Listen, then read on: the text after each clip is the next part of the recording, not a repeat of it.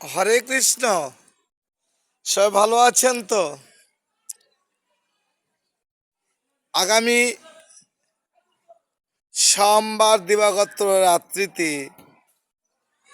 আমরা যে অমাবস্যার যে প্রদীপ প্রজ্বলন করব, তাই না?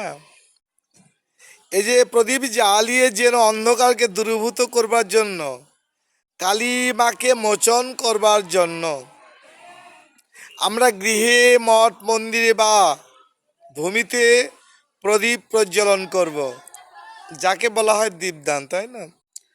আর সেই তো আমাদের কালীমা, মহাকাল, যিনি ভৈরবী,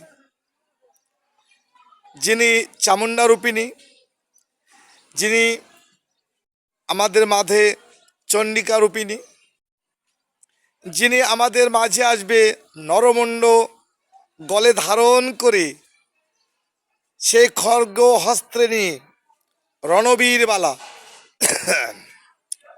যিনি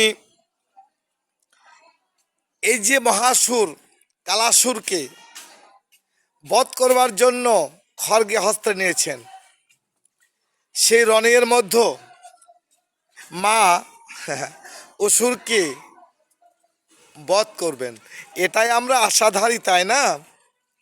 তবে শুনেছি পথের মাঝে যারা কাল হয়ে দাঁড়াবে তাদেরকে ধ্বংস করবে। সাবধানতা করবার জন্য, হবার জন্য আমি আবার